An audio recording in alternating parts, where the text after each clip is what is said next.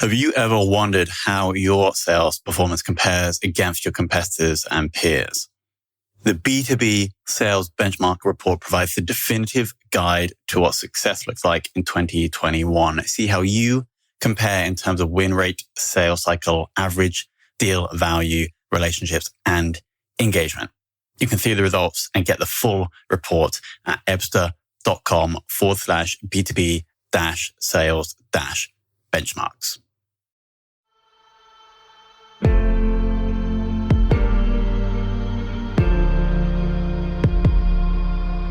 This is Sales Ops Demystified, the number one most downloaded podcast in sales operations. We invite the brightest minds in sales operations onto the show to deconstruct the why, what, and how behind rep productivity, forecasting, metrics, and all things revenue. This podcast is brought to you by Ebsta, the leading customer engagement platform for Salesforce.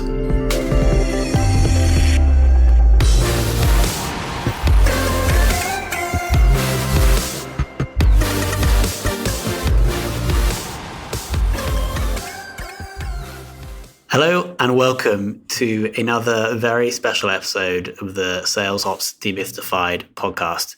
Today we're joined by Chris Van't Hof, who we're talking about 5 years experience in sales ops, but previously had the finance background. So I'm interested to learn about how that's helped Chris in his more current role. Currently the Director of Sales Operations at Honor. Chris, welcome to the show.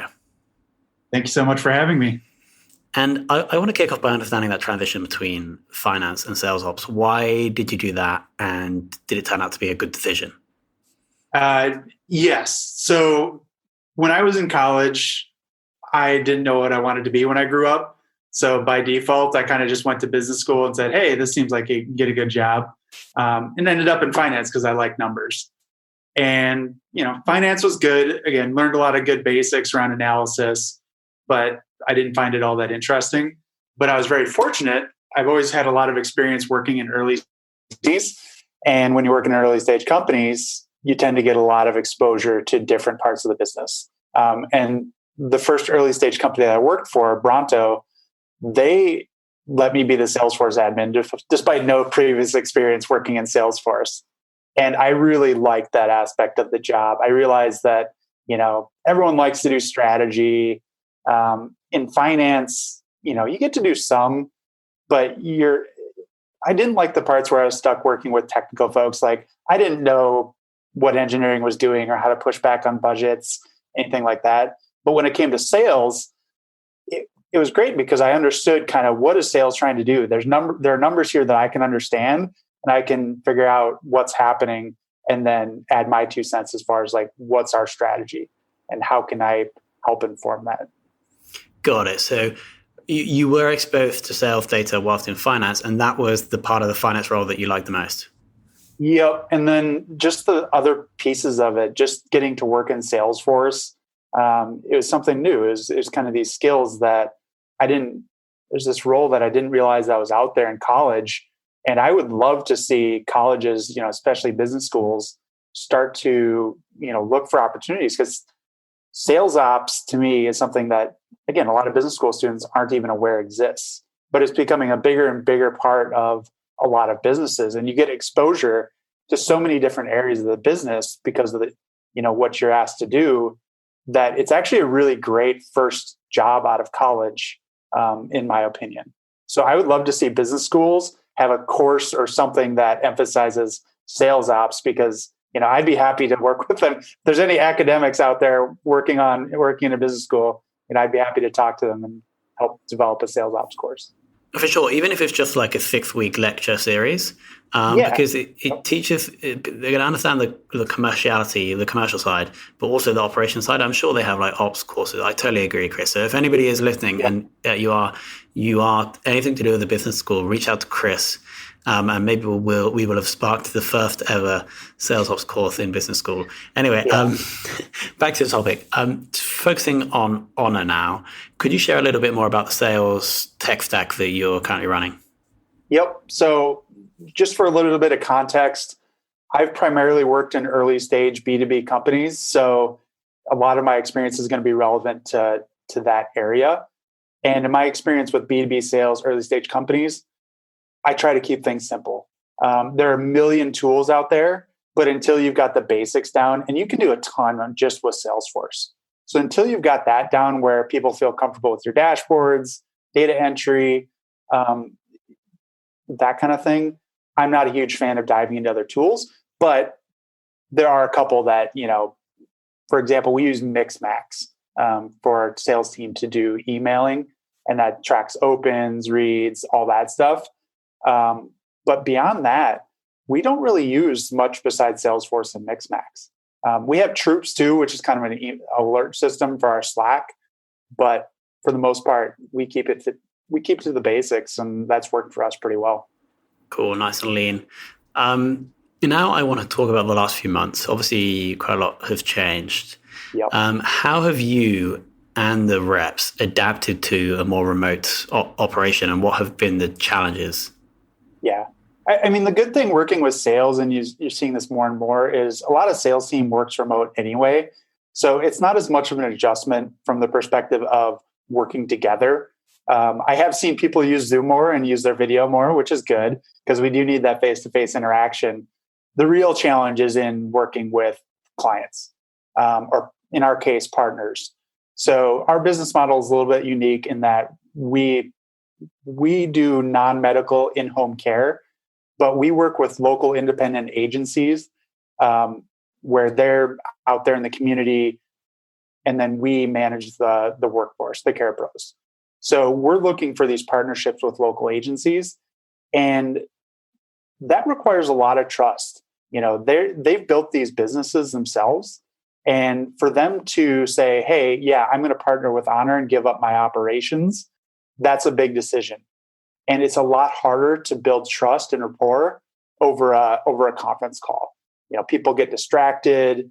They're not as willing to commit time. It's a lot easier to push off a video call than it is to say, "Hey, if they're coming down to my office," it's a lot harder to be like, "Oh, sorry, by the way, cancel this." So that's been a real challenge for us. And quite frankly, I don't know that we've fully solved it. It's just a really challenging environment, especially with home care agencies who are so busy trying to manage their own business, let alone take time out to talk to us on a video call. So it's been a challenge, but we're working on some things to try to address that. Got it. Would you be happy to share a couple of those things? Like, obviously you mentioned using video more on Zoom, but is there any like tech or operational or cultural things that you are doing to try and address that relationship building problem? Yeah. So one of the things is we used to have people come on site for a full day, get to know the team. But now we kind of have to break that up because, again, you're not going to spend 8 hours on a Zoom call. People just, you stare at your screen that long and you zone out. So splitting things up, looking for ways that you can help them with the COVID environment. So helping them find sources for PPE, or personal protective equipment, which was especially critical in the early stages when COVID really started becoming a problem. So those are the types of things that show that, hey, we're helping, we want to help. We want to be a part of the solution. We want to be a leader in the industry. And then, there's no ask. We're not going to say, hey, we're only going to help you if you come talk to us. We want to be truly partners. And if you want to talk to us down the road, great. But in the meantime, our focus is on at the end of the day, the people who need care. Cool. And do you think that change will be temporary or permanent? Like, would that be good for you to ingrain into the reps forever? Like this whole value add, regardless of whether we're going to work together? There are definitely some things that will take away, again, in sales, it's always about value. How do you help people? These days people get a ton of requests on LinkedIn. It's like, hey, we should talk. And they don't actually tell you why, or they start going into the spiel about, hey, you have a problem, let us fix it, without actually understanding what it is you're actually doing in your business. So those personalized touches where, again, you're just focused on helping instead of going into your spiel, I think are things that are universal. I mean, they're before COVID, after COVID. just a back to the basics type of mentality from a sales perspective. Sure. And could you share how targets or objectives have changed during this period? I know it must be a nightmare on the forecasting side, but how have you adapted that? Yep. So in early stage B2B companies, you don't always deal with a huge sample size. That can make forecasting really tricky. And this goes back to some basic data science principles of, if you don't have a big sample size, trying to draw conclusions on that sample size is really challenging. So once COVID hit, all of a sudden, a lot of those assumptions that you had in the past go out the door. So you have to be creative about your forecasting process. So, I like to use the analogy to, I don't know if you're familiar with 538, but they're a political election forecaster. Nate Silver, he's well known for his political forecasting models. They don't just use one method for their forecast. They take multiple data points, not just, hey, what were the probabilities in the past? They don't just look at polls. They look at other factors like political donations or endorsements, things like that have been predictive. In the same way, I think sales ops can take that approach too of, one, you can do this tops-down approach, which is your traditional probability-based forecasting. And not just probability that something will eventually close. I think one thing people ignore is the time element. Again, especially when you have longer sales cycles, it's not just what's the probability that it'll close, what's the probability that it will close this quarter? So that's kind of the tops-down approach. Then you have the bottoms-up approach where the sales team is saying, all right, this is in my best case, or this is in my commit. So ideally, those two methodologies kind of match. And then, again, when you're dealing with small sample size, you might want to get a little bit more granular and ask other stakeholders within the organization. Do you have partner or implementation teams? Do you have customer success, leadership? You can even potentially survey them to say, what is your confidence level that these deals will close? So you're not just relying on that individual salesperson to provide that color around your forecast. So those are kind of ways that you can balance out. If you don't have a huge data set, you can still take those different methodologies and see how closely they line up. And then hopefully that gives you a little bit more confidence, or at least a range that you can look at to figure out what you think you'll hit for the quarter. And so how's that approach with these two different strategies been working for you to forecast accurately over the past few months? So we've probably come in a little bit lower than what, we had initially forecasted. But, the way I kind of look at it is, again, when you're only dealing with a handful of deals a quarter, one thing people tend to do is extrapolate too much from a few data points. So let's say you're looking from a statistics point of view. If several deals are a coin flip, sometimes you're going to have a quarter where those coin flips just don't go your way. So you might have a really low quarter and everyone freaks out, but nothing's really changed. It just happened to be that quarter didn't go as well. You lost the coin flips. Other times you have a really good quarter and everyone assumes that, oh, let's just jack up our forecast because we're on this uptrend, when really you end up with this regression to the mean. It's still too early to really know for sure whether COVID is going to be a 1 quarter decline or whether it'll be a longer term issue that we have to deal with. But it's very hard to extrapolate. I don't like to extrapolate too much at this point. So. Yeah, so just for the benefit of the audience, roughly how many deals are we talking about per quarter? Because I sense there is quite a low number because these are larger deals. Yeah. It can range from, single digits, low single digits to, double digits. Got it. So. Cool. Okay. Yeah. So you don't want to try and draw patterns from such a low amount of data points. Yeah. I mean, there's always this natural tendency for people to create a narrative. And admittedly, with COVID, there is a real narrative there. But you have to really be careful of people's biases toward, hey, there's a story there. They're making up a story that doesn't necessarily reflect reality. It might just be, again, that 1 quarter, you might have just gotten a couple lucky deals in one area. So I really try to take that long view of, let's not assume too much. And that's where you have to have the conversations with the sales team. You have to be able to say, all right, here's the data that I'm seeing. Let's ask questions. Let's make sure we're talking to the people on the ground. Let's talk to the people in leadership, so that then, if there is a narrative there that, truly reflects the data, you can adjust to it. Sure. Cool. Metrics. Have any KPIs that you typically track changed in the last few months? And if yes, why? Yeah, our expectations for, things like quota, bookings, we've had to dial back some of those expectations. We're still tracking a lot of the same metrics, but now we're kind of looking at the comparison of pre-COVID, post-COVID. So if you're looking at time and stage, number of deals that are going, the conversion rates, we're really trying to figure out where the biggest changes were in those numbers. And we are seeing a certain, again, part of it is building that trust, and that part where we want to bring people on site. That's kind of where we're seeing the biggest challenge, because again, it goes from being, hey, come check out our office, come meet the team, to let's have this really long Zoom call. And that's, that's where I think you can extrapolate. You can say, well, there's a pretty clear pattern here. There's a pretty clear drop off in that stage.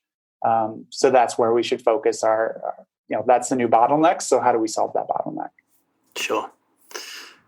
Awesome. Really interesting chat, understanding how you guys are dealing with the virus with your sales process. But now I have two very important questions. If you could go for lunch with one person in sales ops, all related to sales ops, that could either be someone that you know or would like to know, who would that be?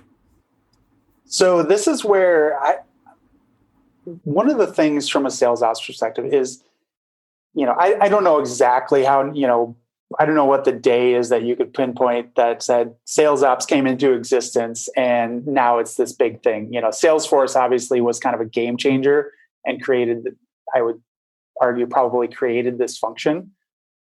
So I really like to look to other disciplines. We always look for best practices within our function, what we do.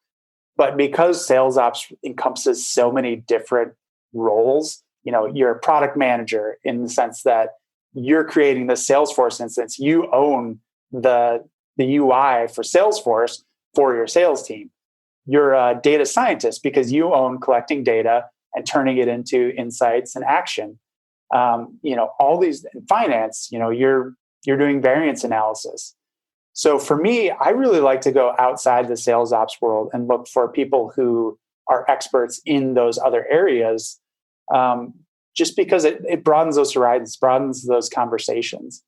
As far as a specific person, it's tough to say. I've worked with a couple of people. I really enjoyed working with Josh Davis, and he's a good sales ops guy. He's does some consulting work. But I also look to those other forums to really find out, hey, who knows, who's got tips on how I can create a better Salesforce instance from a usability perspective? Who knows an approach I can take to our data cleaning that, can again build those better outcomes for my analysis. So, I guess one person is tough to nail down. I probably haven't done enough networking in sales ops, but I would just encourage people to not just look to sales ops folks, but look to those other disciplines, because it can be really informative for what we're doing as sales ops. I totally agree. And it's almost any profession. Spending time outside of that profession in a related profession will definitely help you get better at your role. So I totally agree. Chris, yeah, no, continue. Oh, sorry. And I was just going to add, and one thing, don't overlook it. We work with sales teams. Learn from your sales teams. Learn how they like to sell, because then you can sell to them based on their selling style. Because again, they're your customers, and getting their buy-in is really critical. So if they like to be sold in a certain way, or if they like to sell in a certain way, mirror that. It can make your life a lot easier. That's such an interesting point. We haven't heard that in like 110 episodes. But you're assuming here that somebody likes to be sold in the same way that they sell, which I think is probably reasonable to assume. Yeah, I mean, it really depends. Maybe they see through it, but it's always important to build relationships. It's always important to understand what they're actually learn about them. Because if your only interaction with your sales team is when you're rolling something out or asking for something, then you're probably you're going to be missing opportunities to really help the team. For sure. Chris, thank you so much for coming on. Yeah, it was my pleasure.